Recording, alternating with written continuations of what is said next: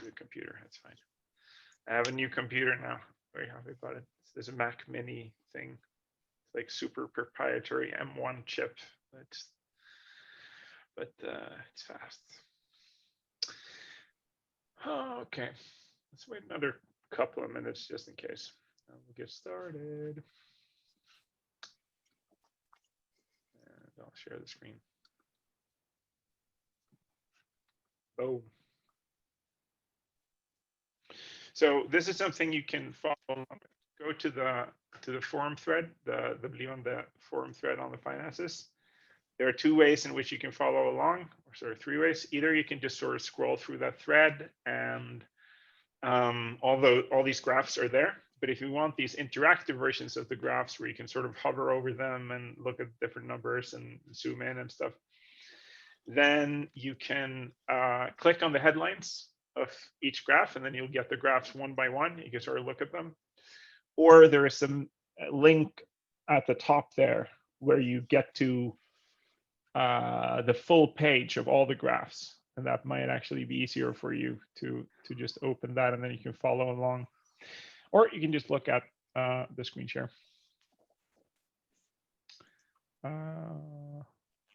Okay, I think we should get started.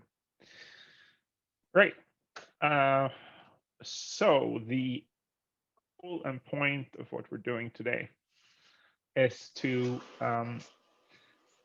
go through how Blivande has earned money since we started in late 2018, and what we've spent that money on. And then we're going to look at how we're going to spend the money in 2021, which is also going to be dependent on the income. And we're going to look at like what decides how much money we have to spend in 2021. And then after that, we're going to talk a little bit about how could this look in 2022 and beyond. What are the different levers we have to pull? So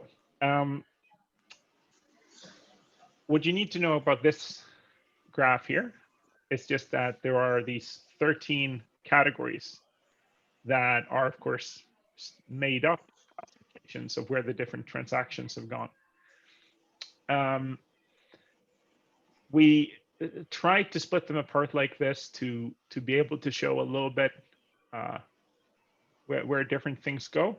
Some of them, as you see, are mostly income, and some of them are mostly expenses. Some of them are only income, some of them are only expenses, and a few of them are both.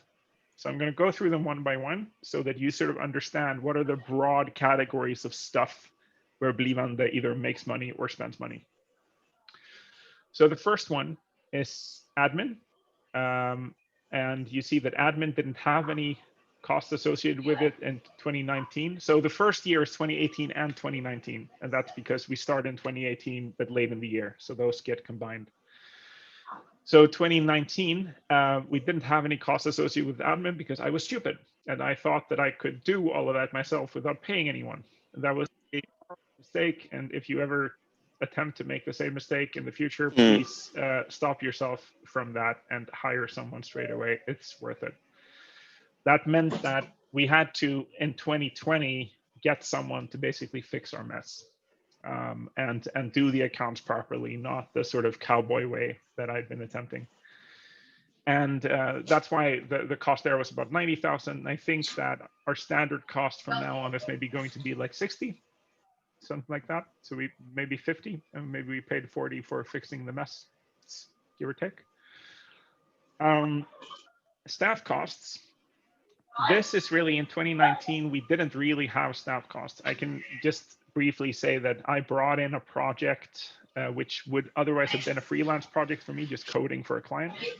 But in order to get some liquidity into Blivande, I pushed it into Blivande and then I paid myself most of that money later through Blivande. You ignore this. But in 2020, we did have some real staff cost and income through the Plato Project, which I'll get to later. This number here is going to rise sufficiently. And of course, we've only been able to survive through the first 2 years because we've kept this at basically zero compared to the rest of our business. I mean, but that's common for any startup or any new activity you do. It's hard to pay salaries from the start, especially when you have big costs. So that's the way it's been, but that's about to change and has already changed, actually. House facilities, this includes the rent, which is the biggest part of this, and you're going to see a breakdown of it later in my presentation. But that cost, of course, in 2019 here was really the biggest one. In 2020, the house facilities cost went down because it's not only rent, even though our rent stayed the same, and the rental cost because we added Frianstorget half through 2019. This also includes repairs and construction work and that sort of stuff, which we did a lot of in the first year. So then remember, we built the Techno Temple, we built all the stuff of it, Beta, all of that stuff. So that's why it's higher in 2019. We did most of that work there. General, this is my miscellaneous category. It includes everything from the Adobe suite to some random cost that I don't know exactly where to put it. Ben, can you put yourself on mute? Oh, yeah. Thank you. So this is miscellaneous. I want over the years this to not be as much as it is, but it is what it is. We are not the best accountants in the world. So a lot of stuff does tend to fall in there. But I've looked through it. It's not unreasonable stuff. It's just I don't really know where to put it, and I can't go through it line by line. This is our income. This is basic income, and this is from beta members and town members. Blivande the membership here. We had initially expected this one to double in 2020, but 2020 was 2020, so that didn't happen. But at least we didn't shrink. And that is, I think, sort of testament to that. Hadn't it been 2020, we would really have grown, because we did grow a little bit, and growing a membership of a co-working space, an art space in 2020 is pretty crazy. I mean, nobody else did that. I think other co-working spaces I've heard of, shrunk by 50% or 70%, and we actually grew by like, what's this, 10% or something like that. So that's pretty good. Event business, again, of course, was crushed by this year, but it wasn't crushed more than this. Konrad, yes, come on in. The event business wasn't more affected than this, which we can thank especially Hampus and Johannes for doing a lot of work in those months where we actually could run events to sort of make up for that.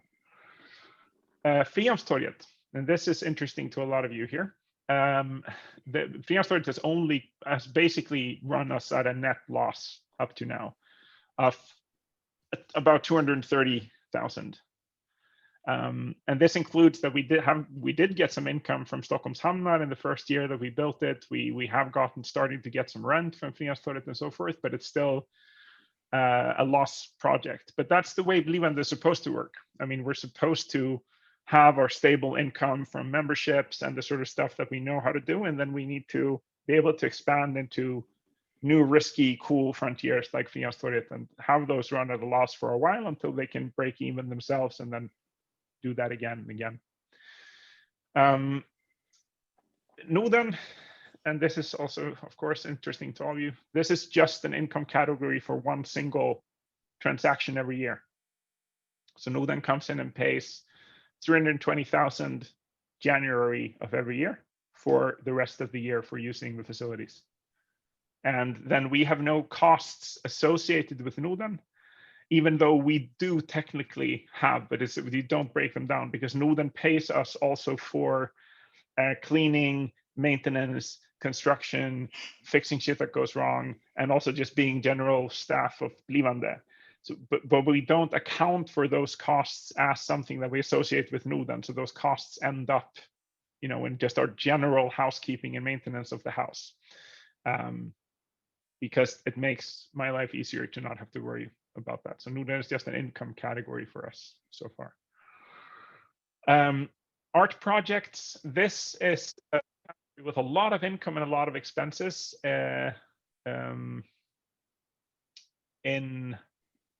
Actually, but you see the result here is net positive. The result here is net negative. But you'll see later this has almost 1 million in income, because we do have some independent art project, but they're supposed to use their own budget.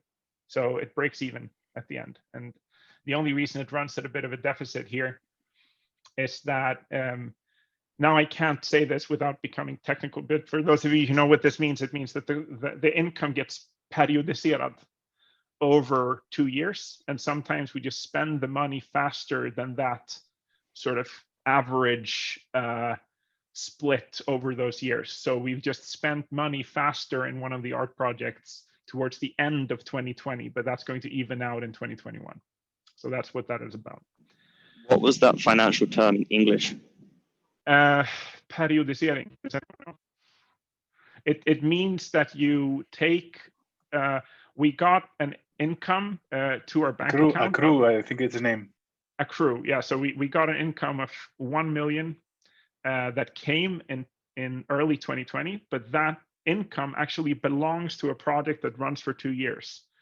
So what we do in accounting terms then is we split that up, equally divided over 2 years, and we just assume that we're going to spend that money equally per month, which of course isn't true, but it makes accounting easier. But because otherwise what happens is that when the tax authorities come and they say, oh, but you made 1 million, why, so you have a profit of 500,000. And of course that's bad because it's a project that's supposed to run over 2 years. So we take that income, even though it comes in 1 year, we split it over 2 years. But this is just standard practice when you have projects with a project budget that's for multiple years. Okay, development project, same thing. So these, I've just split them up because they're the same in practice. We get a bunch of money from some sort of funding agency and we spend them on something the funding agency has paid us to do. It's just I split them up into art and development because they work slightly differently and have different reporting. So one is Vinnova projects in this case, and the other is Kulturbryggan and Borderland projects and direct art projects. And actually Transforma, which is a Kulturbryggan project for developing Blivande as a whole, is also a development project. Now I'm getting too detailed, so I'm going to move on. These 3 categories here are quite small in comparison. Outreach and marketing, it's a little bit of stuff like posters, Facebook ad campaigns. We have like a display monitor out in the subway station of Gärdet, stuff like that. We do pay for parking, but that cost is passed on to them. It's just that here I can't be bothered to also have parking income as a separate thing. So the income for that comes in the Blivande members category, and then the expense comes over here. And then tools and equipment. This is the one that we'd really like to spend more on in the coming years. But this is what we can afford to spend so far. The first year, of course, most. But yeah, this year, 2020 being what it was, didn't really have the liquidity. This is for Studio Tau. Any questions so far before I move on? Am I going through it too fast or is it fine? All right, cool. Let's go. So these are how our expenses. So these are our cost centers, right? So these are the different categories of our result: income minus expenses. Okay. Here, only the expenses, and I've split them over more general categories, right? So here we can actually look, how much did we spend? Not just the result of income and expenses, but how much did you spend on all of these things?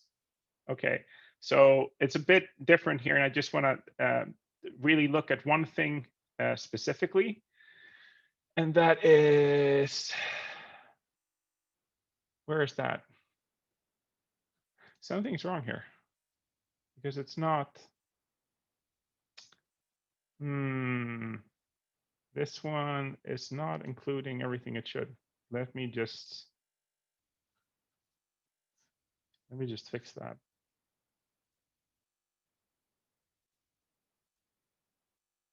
I messed with this one a bit before, which was bad. Okay. And including, sorry, I'm speaking out loud. It's not including 4 and 5, 6, 7, 8. Okay, blah, blah, and it's just those. Okay, so now I can go back. Now, As you see, the expense for rent is like far and above anything else. It's the thing we spend most of our money on by far. And yeah, it sort of sucks. I mean, it's great for places that own their own buildings because then they don't end up with this stuff. Of course, it's a bit more maintenance, but it's not even comparable. So that's what we have to work with. But luckily, we are about to break even in terms of the rent reasonably soon. So then we start really seeing the benefits of more of that income going towards not just paying for the house. We can also look at in 2019, because we did a lot of building and just a basic first year inventory of the house, we spent a lot more on disposable goods in 2019 than we did later 2020. And it's also because we were running events in 2019, and events do come with some cost. I mean, most of this is just equipping the house with furniture and other stuff that's like expensive enough to make a dent, but not expensive enough to be called an asset. So it's a lot of that sort of stuff in 2019. And then the renovation and repairs, which came to a lot in 2019, and then did not come to a lot in 2020. It's about 26,000 compared to 228,000. Okay, any questions about this one, the expenses? No, we're good. Okay, I just want to show this one because we have projects at Blivande, and this is really the thing that we should also work on increasing, because when we have a house where we already take care of all the overhead, so we have accounting, we pay rent, we pay for tools, we pay for all that stuff, like that's taken care of. Where we really can add value is if we use Blivande as an infrastructure to apply for individual projects that have their own budgets, that can pay people to do art or to do development or to do their startup or whatever it is, right? So these are important, and I want these to grow. So if you have an idea for what you'd like to apply for, you can use Blivande as a vehicle, and we can apply with Blivande if you do the proposal writing, because I don't want to do any more of that because I write like 20 a year. But that's the case though. So if we see the Babel project, for example, that's employing a bunch of people around the world, but in the house it's employing me and Jakob Skote and Philip and a few other people, so it's a very important project that's bringing people to the house and value to the house. But also the fact that we have a project like Babel, which has an income of 1 million in a lump sum, means that Blivande has liquidity. And I'm going to come to that later, because we can sort of borrow money of ourselves once we have these project budgets that are sort of just lying around and waiting for us to use them, if we do it responsibly and don't fuck up, which is important. Then we have a few of these. We have the Transformer project, which actually went to Norden, and Norden then paid Blivande to carry out the Transformer project, which was basically to build Tau and to build Blivande as a center for participatory culture and art. So that's about to close up, and that million that we got from Kulturbryggen and have spent now really enabled this whole thing. Like Hampus and I said we were going to start Blivande even if we didn't get that grant, but in retrospect, fuck, we would have been dead in the water. Like that was that was a godsend that we did get it. And then I just want to point out here what this is. The Borderland spent about 90,000 on building the temple and a few other art projects at Blivande in 2019. And then we just sorted it out so that Blivande paid for everything, and then we just invoiced the Borderland. And you see there's a little bit of profit here, and don't worry. So this was agreed with the Borderland that the Borderland would spend 7,500 on subsidizing Tau memberships for Borderlings who were building at Tau. And it turned out to be a little bit less than that. We spent a bit more than Borderland gave us, so it was almost 7,000. This is EdgeWriters Nordic. I mean, EdgeWriters is the network I work for. So the first year, EdgeWriters used some overhead and spent money on just me being able to work on EdgeWriter stuff here, basically, just paying for my my desk and the desk of people I wanted to work with. And then we have the Plato Project, which we're running now, which is that we got a grant from Vinnova to build software for participatory culture and places. So that project is running now. Most of that money doesn't go directly to Blivande. It goes to a company called SendStack that is owned by 50% by Blivande. But Blivande has its own budget in the project of 200,000, which is why we are able to spend a little bit of salaries in 2020. So that has paid for some people's time and work. Okay, moving down here. This is how our income, so only income now, not result, only income, splits over our 4 main sources of income minus node. So because the node is just, it's the same every year, it wouldn't be very interesting to have in this graph. But minus the node, this is how our income splits up. So Studio Beta here is the co-working space. That's the blue one. The red one here, orangey one, is Studio Tau. And even though Studio Tau has about twice the number of members than Studio Beta, of course, memberships are a lot cheaper, so it pays for less. And also remember that Studio Tau and Studio Beta are about the same in size at using the same amount of square meters.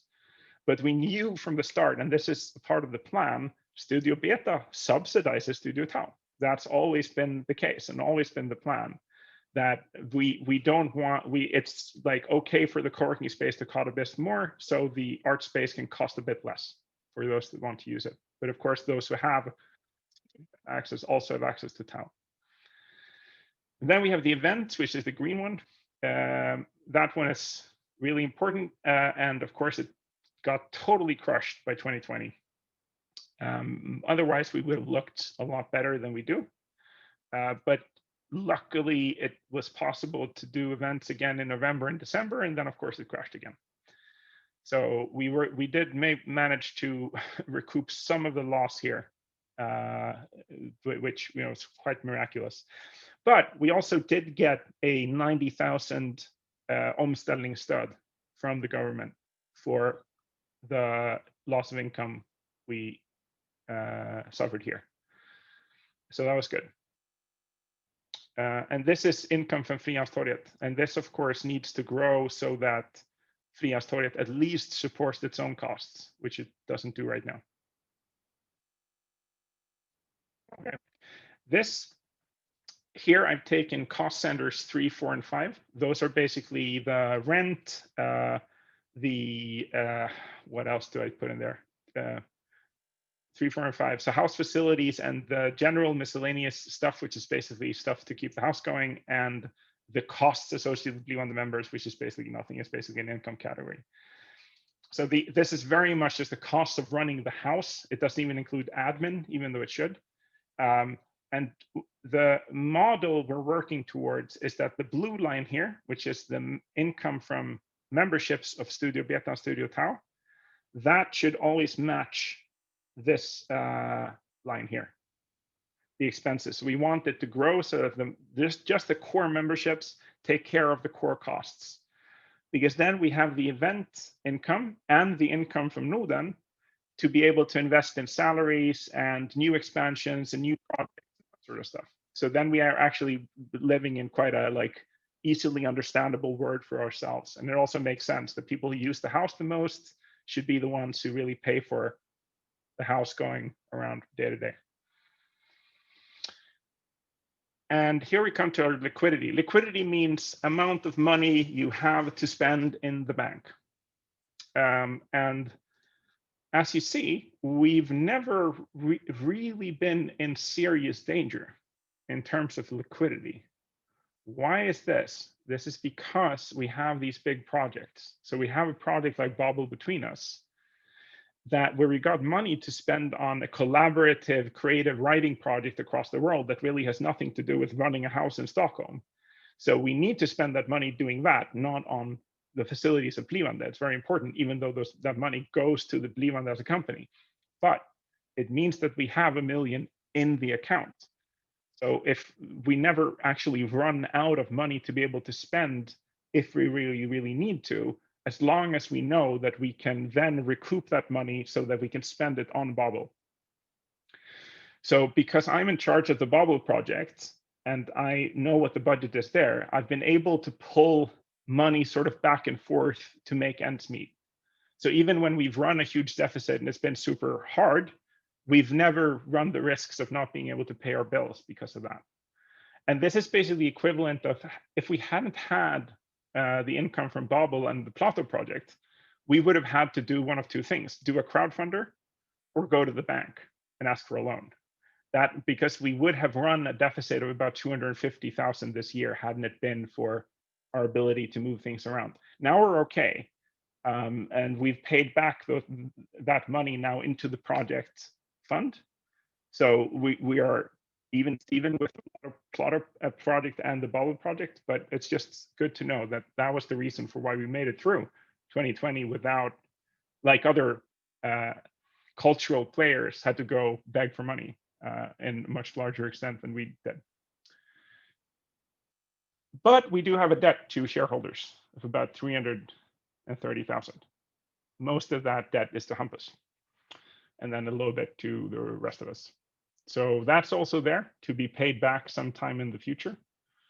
And basically, we're just trusting that that's going to be paid back, and Hampus is going to be paid back with interest, which also means that it's means that we don't have to raise Hampus's salary as fast as we otherwise would have, because he will be paid back interest as well. But that's just like, it's an internal thing, but it makes sense for multiple reasons to do it. But of course, like, we wouldn't have been able to start or survive or do any of this without Hampus putting that money on the line. So it's good that people are aware of that too, that debt exists there. And then we have the projections. So before we move into the future, let's have some space for questions about the past.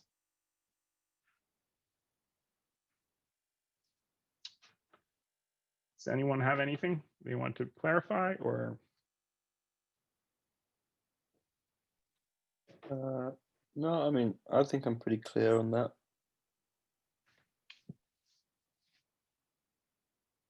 Okay, cool. Actually, yes. When you say paying staff, what do you foresee fixed positions that are payable, or is it a bit looser than that? No, it's fixed positions that are payable, and we're coming to that. But I can say, because that does actually relate to the past, Hampus is already being paid a salary since November. So that was our goal when we started Blivande, that in 2 years we want to pay one salary, and the first salary goes to Hampus. So that's been the plan since the start. And we did achieve that now. And we achieved it because of a few different reasons. I mean, one was Plato, one was the liquidity that we managed to have.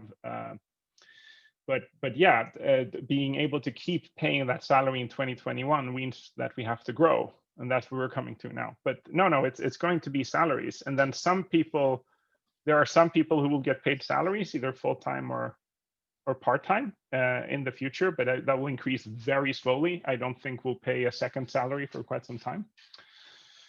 And then there is a little bit of wiggle room for us to occasionally pay who are between jobs and needs, like, are doing something for Blivande, or want to spend considerable time doing a task we really need. And then there might be a little bit of room. But when we're talking about room, we're saying, like, it's like a 5,000 thing per month for some period of time. It's very small amounts of money. But I mean, we're paying Hampus a salary that's okay. I mean, it's low, but it's something. But it also tells us that it's the importance of continuously having projects running through the house that actually create the liquidity of unpredictable situations. Yep, especially now in the start. I mean, eventually, this is sort of where I'm coming to in the next part. the reason for why memberships should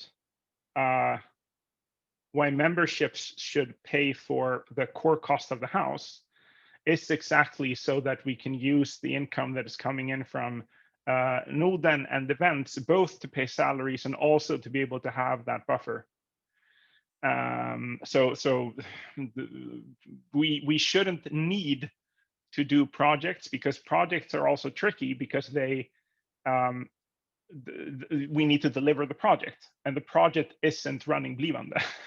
so then we all of a sudden need to do two things at once. I mean, I'm running, apart from working on doing Blivande, I'm also running two other projects and working with edge writers. So I mean, it does create a lot of brain scatter. But yes, I mean, this is why I would like people to think about, if they want to run and fund through Blivande, through some funding source, so that A, they can do a cool thing, B, we get more people getting paid for doing stuff in the house, and C, Blivande gets access to that sort of liquidity that can be sort of, increase the freedom, financial freedom that we have. Correct.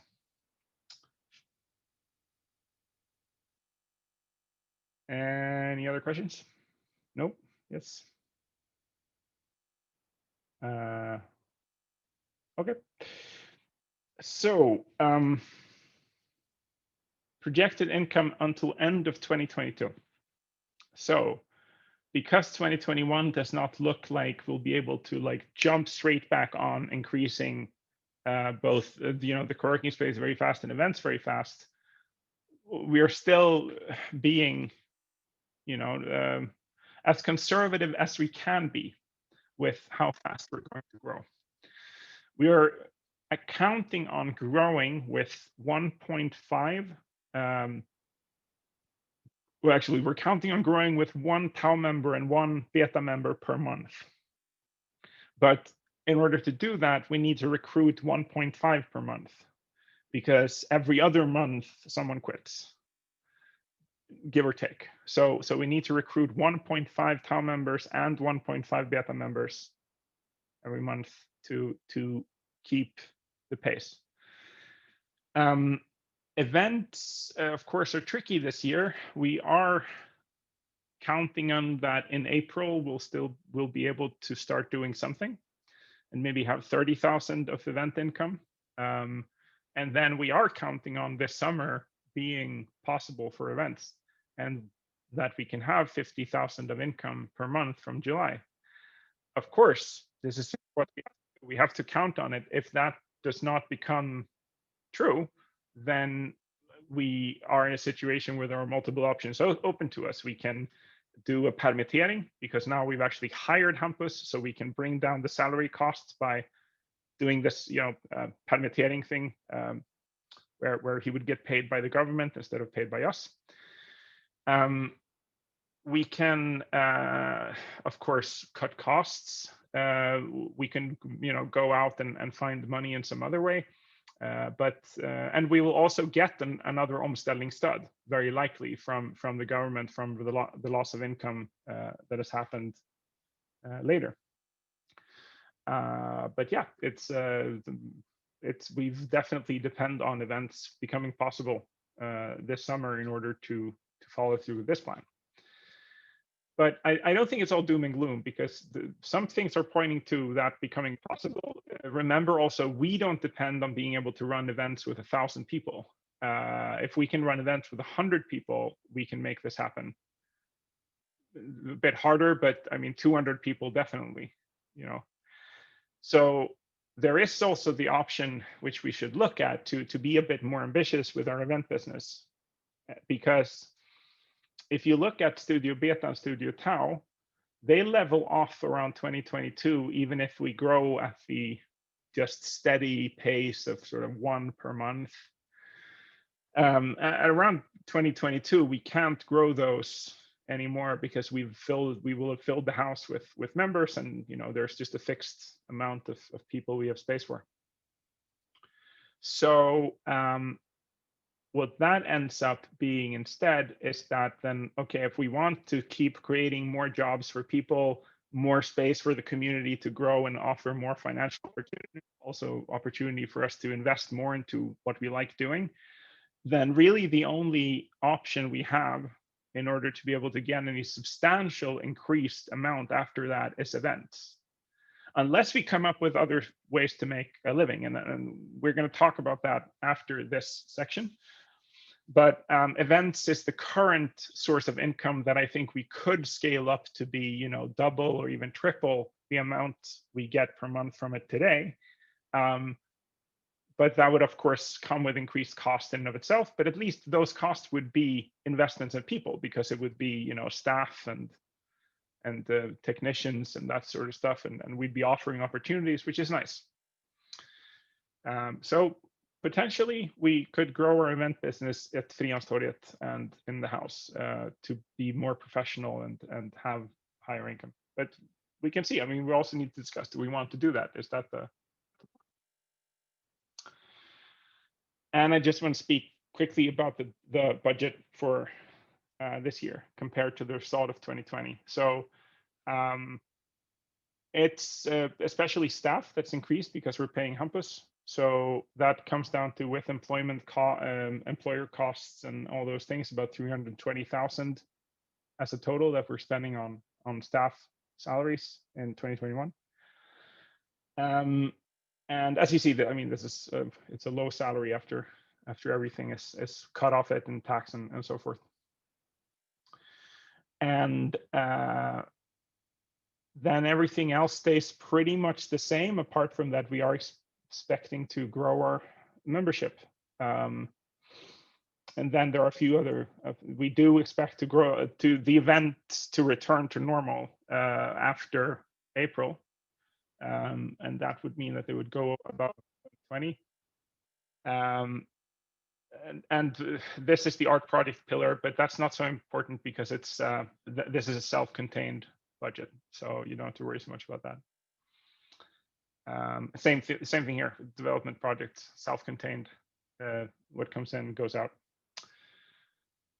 Okay, that's future. That's short-term future, and then I want to talk about long-term future. But that's going to be more of a conversation than me having a lecture. So, any thoughts or reflections or something so far?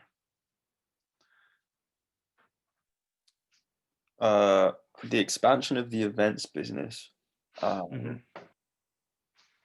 Is there stuff coming on the next slides, or is that a topic discussion? No, it's I mean, this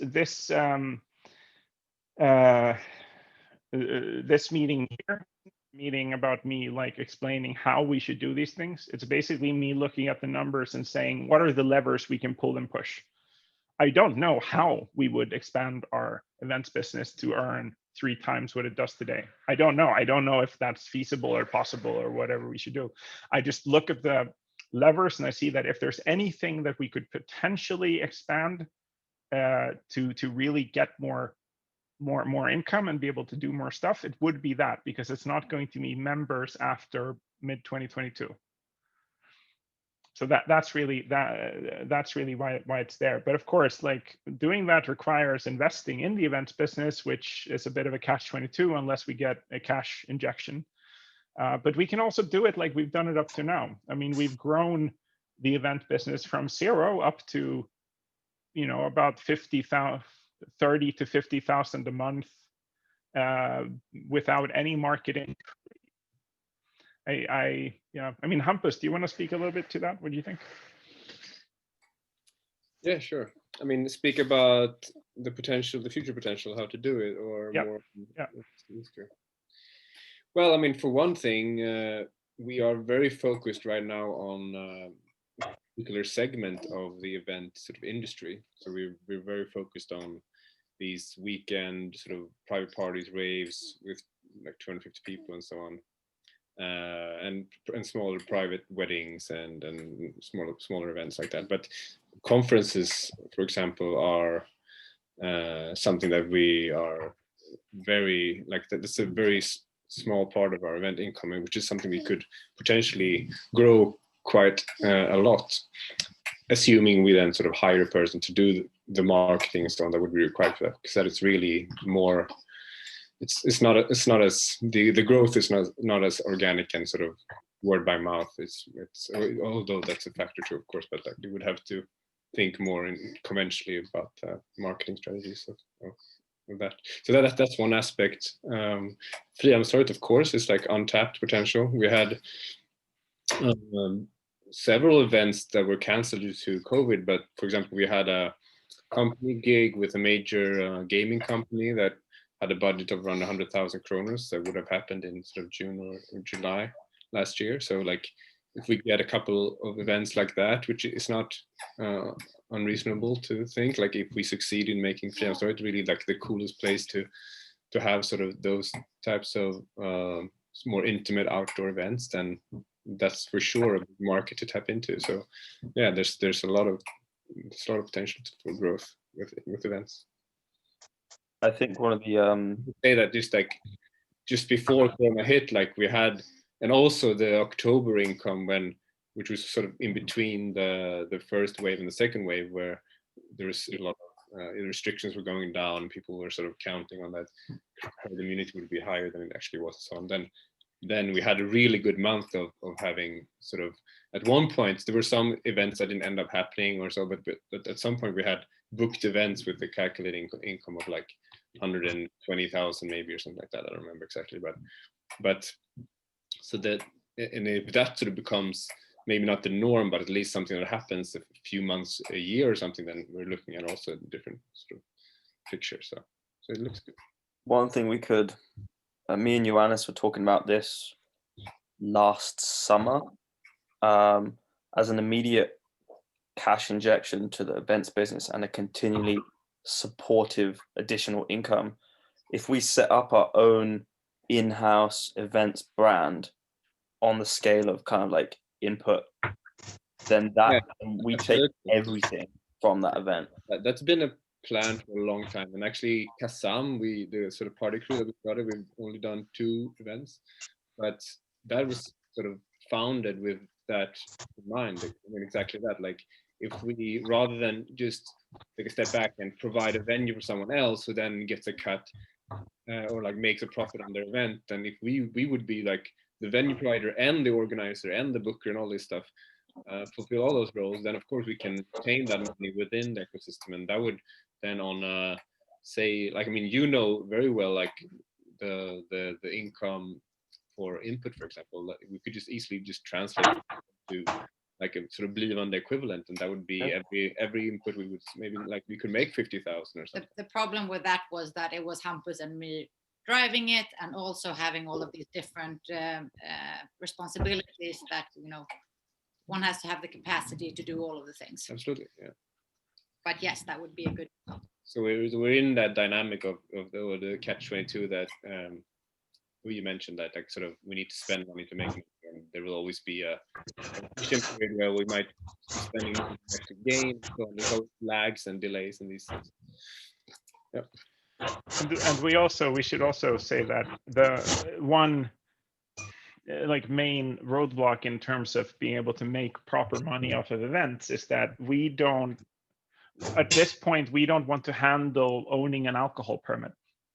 That could potentially change in the future, but right now, I mean, because that means a whole new sort of business where we basically couldn't do the sort of underground parties that we do. We couldn't have the sort of freedom that we have. We needed to do things differently, and it's not a path we wanted to take so far. But of course, what we do by doing that is we sacrifice the main source of income for event businesses, and actually, by the way, a lot of cultural centers around the world, which is just selling booze.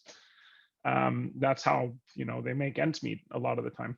But that's why I think, like, in the short term, we are looking at getting sort of a compromise model where we would go for like a folkölstillstånd, which does not invoke the. I mean, it's not comparable in terms of the bureaucracy that and the red tape that it invokes, and we could geographically limit that to, for example, Frihamnstorget.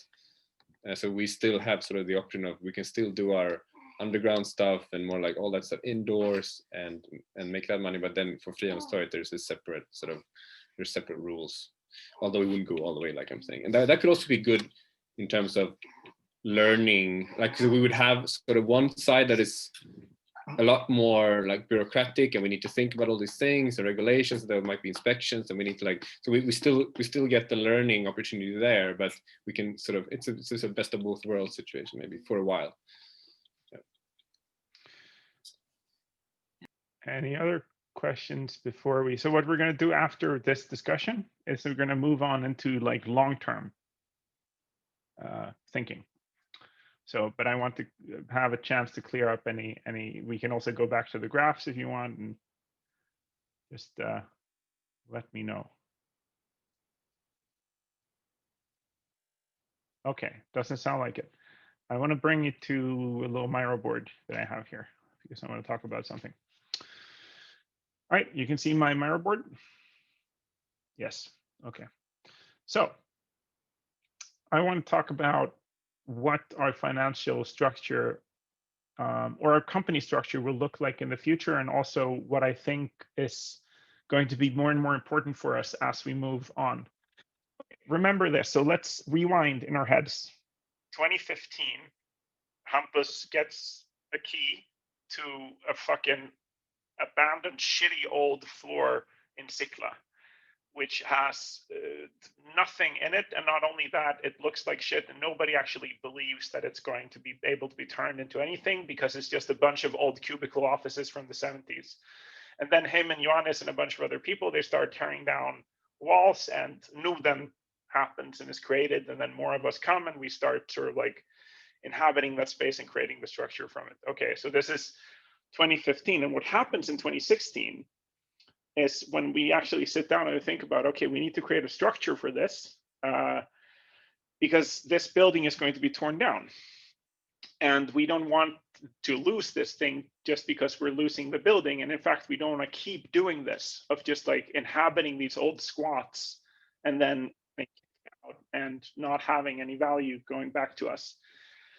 So that was where Blivande came from. And we just accepted the realities of the situation, of that we won't be able to buy anything in Stockholm and things are going to be expensive. We need to have a lot of money. So we set the goal for Norden to make 700,000 Swedish before the house would be torn down. And that was successful. We managed to do that by setting up the monthly paying memberships, by asking people to, like, if you spend time here, like, we want you to feel welcome, but please put like a Spotify subscription or something towards it so you can become sustainable. And we are still in that situation. Like, just because we have a contract now that's probably 10 years, 10 years is still just 10 years. Time does pass. And what we have to remember is that we are almost a third, if those 10 years stand, you know, but from the original timeline where Hampus and I talked to the port, we're about a third into that. And we were about a third into Norden when we realized we had to gain the money for the next step.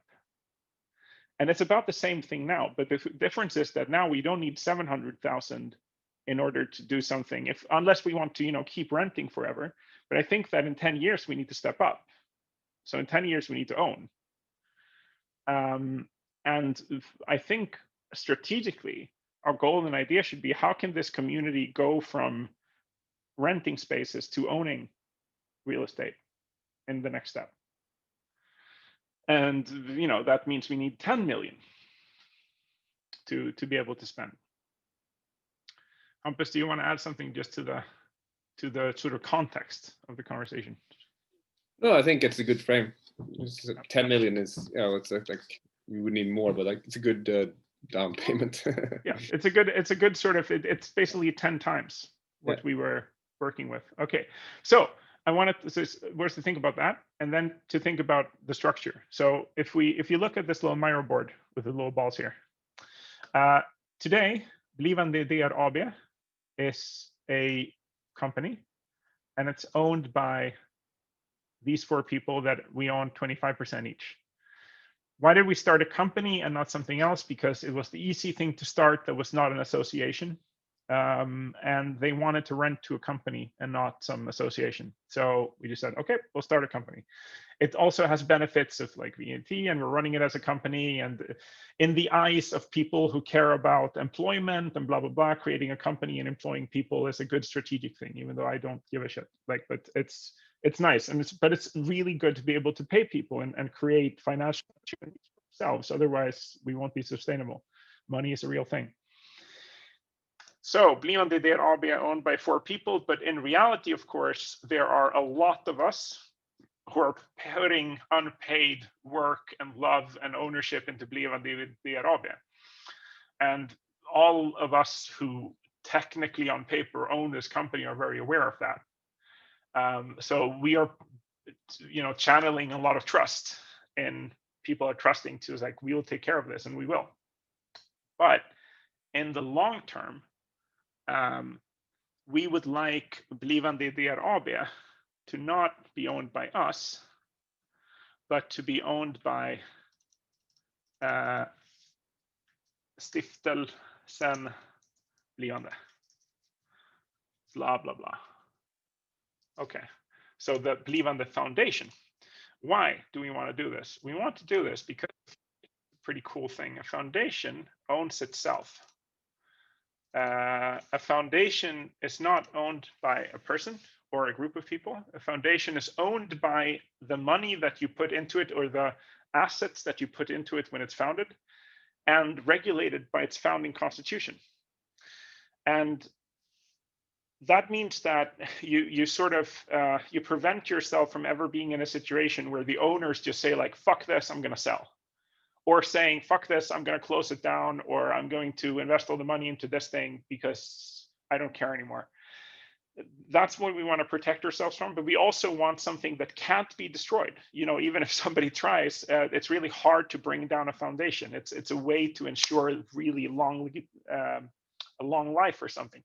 This is why IKEA is a foundation, because Ingvar Kamprad thought that he was God, and he was like, this, my creation will never die. And so he found, IKEA, because he was like, this needs to live forever. That's how you make structures immortal, in a way. So that's what we want to do. We want to give our shares to Stiftelsen Blivande. But what we are going to do instead is we are going to become the somehow governing people that have a say of how this foundation works. But how that is going to work exactly, because I don't think we are going to be the only people who are going to decide that, but I'm leaving basically saying, for now, I don't know exactly how the foundation would be controlled and how it would work, and none of us do, but this is our intention to do this eventually. And we need to figure out how, and we need to figure out what this foundation does and so forth. But then this foundation owns Blivande AB. And right now, and this is what I want to come to as well, Blivande AB isn't the only company in our ecosystem. I founded a company that I decided to split the shares between myself and Blivande AB. So it's quite complicated. I own 25% of Blivande, and Blivande own 50% of a company that I also own 50% in. That company is called SendStack, and that's the company that won the Vinnova grant for 2 million. So that company is developing the Plato Project and is partially owned by Blivande. Blivande should never distribute profit to its shareholders as long as those shareholders are people. But this company can distribute profit if it wants to. So we're not like saying that everything that's owned by Blivande has to be not for profit and has to always distribute all its profits back to the community. Not so. That's the distinction. If you decide to start a company that's a part of the Blivande ecosystem that you also own shares in, you can even control the company and own 51% or 60 or 70%. That can be a for-profit company. But if you distribute shares to yourself, profit to yourself, then Blivande also gets profit. And what then gets profit? The foundation gets the profit. So what do you get in return? Well, the thing is, running SendStack at Blivande for me means that I have access to a shitload of resources basically for free.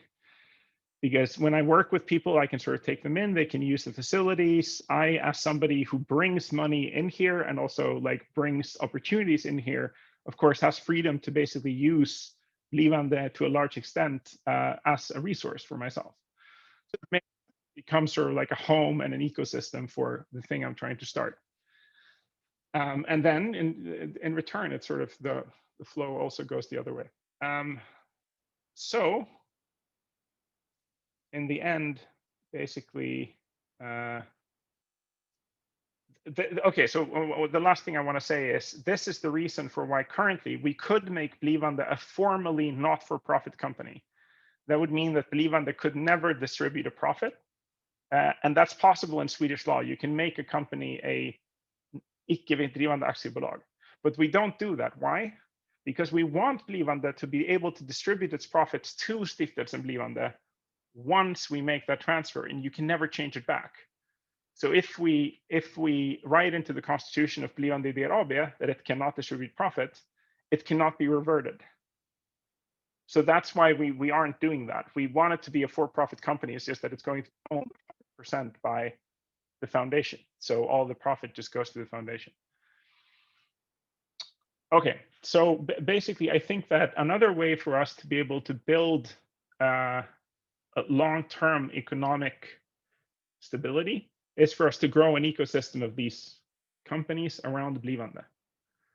And then if one of these companies becomes big, you know, say somebody starts a startup here and that grows to 10 people and then 100 people and it outgrows being able to sit here and use Blivande, that's great. What happens then is that the shares that Blivande has can just be sold. So we'll say, okay, great, we've been an incubator for this thing.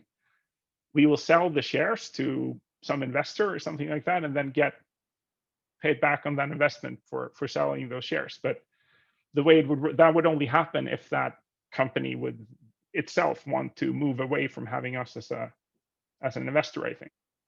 Or in the cases where something, you know, happens and the foundation decides to sell those shares. But yeah, this is the idea that we've been talking about for a few years now. Sort of, it's been growing, and I wanted to bring this up in this meeting and sort of see people's reaction to it. So I'll stop there, and then if you have any ideas or discussions.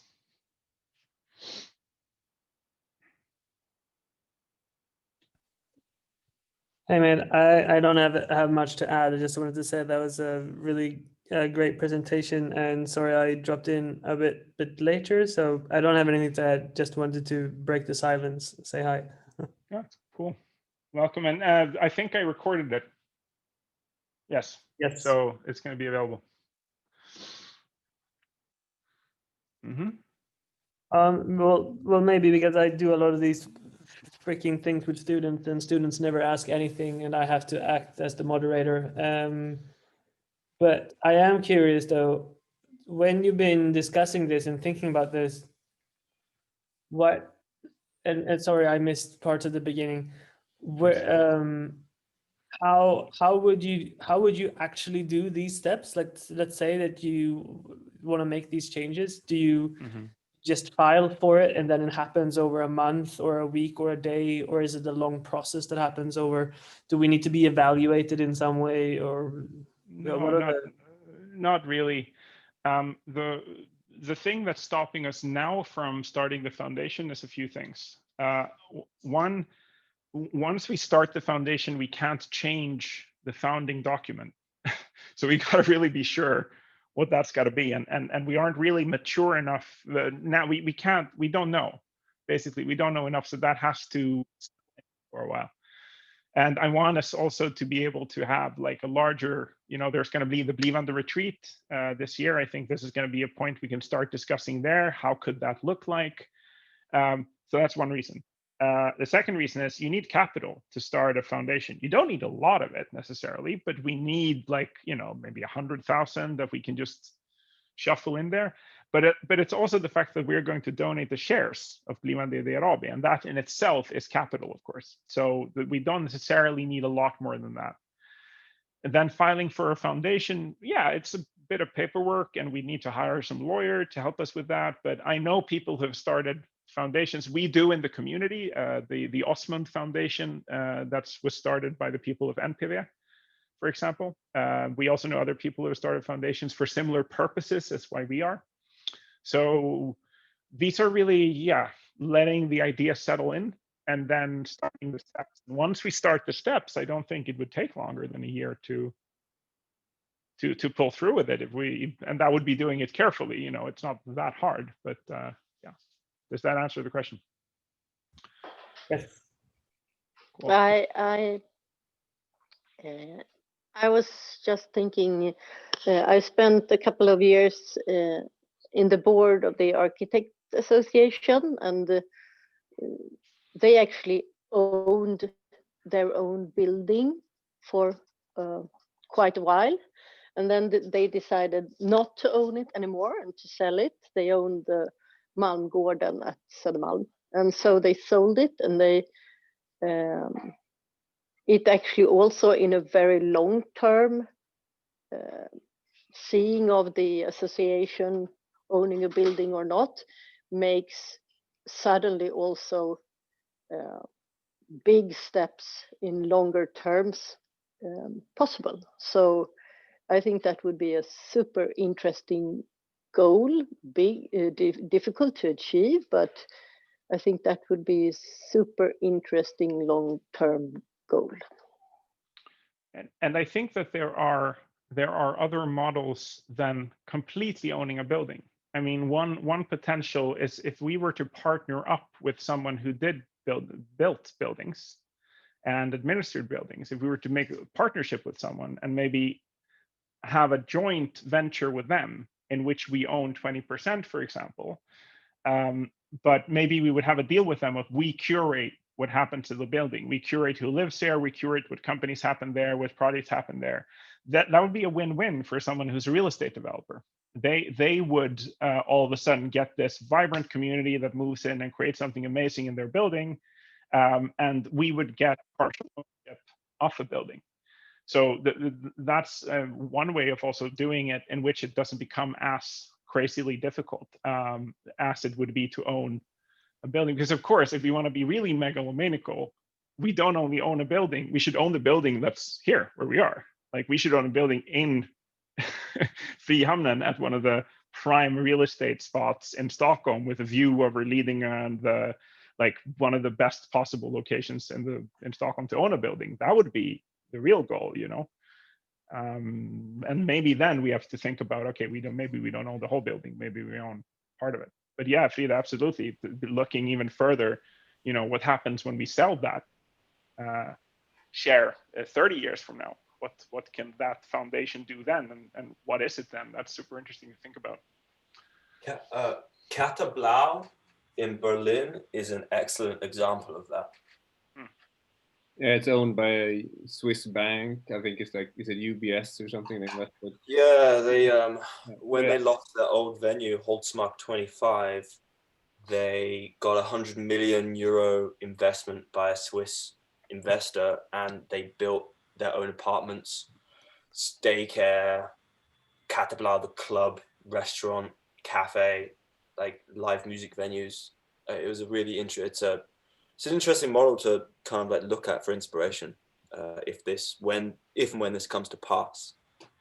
Yeah, because it's kind of like a safe investment for UBS. They still own the ground. They could, I mean, they have a contract which is like until Kata Blau. If Kata Blau fails and they want to end the experiment of the project, then UBS can just like, okay, let's just build something else here, and they can just recoup that money. But as long as they can sort of pay the running costs, they have sort of an infinite contract and stuff, from what I understand. Also, there's a lot of things happening in. Sorry. There's another possibility: owning barges. Like, just want to throw that in. Yeah, absolutely. We should also own a pirate barge so that we can quickly escape. If at least one. Yeah, with a submarine. But jokes aside, though. we've been talking a little bit with, like, I know, for example, like Louisa, who was our main contact at the harbor before, and she's not there anymore, but she had gone to Copenhagen, for example, and was very inspired by the BIG architects, Bjarke Ingels, like their experiment with these floating container platforms for student apartments. Like, that's something that is already existing. I think Swedish cities have already invested in like 25 of them. So like that's very, you can think about them wanting to do that specifically in Frihamnen to sort of activate that area. So then there are plenty of things, but also I want to just mention one thing, like in terms of this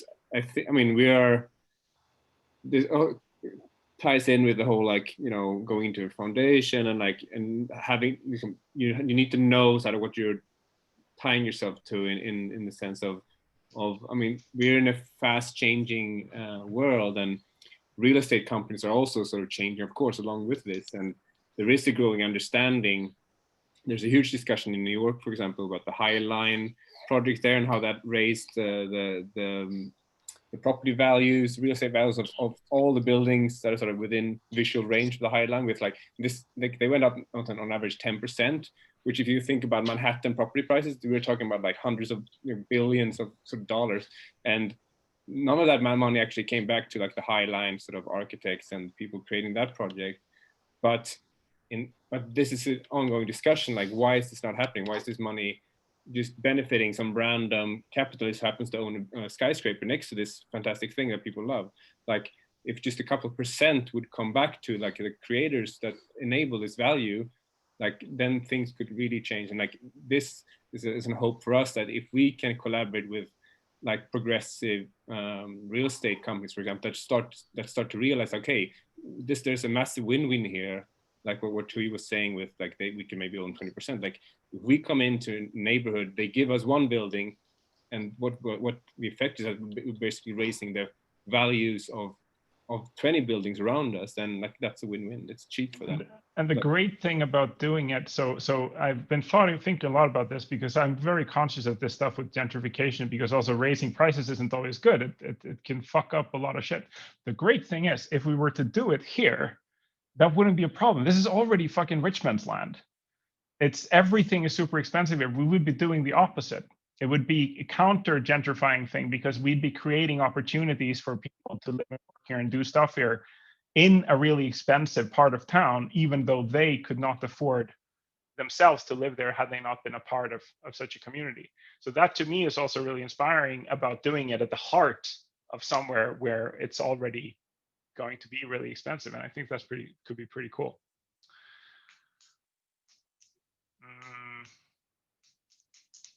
Yeah, I was going to say something, but I forgot. Anyone else? Arturo, did you have an idea?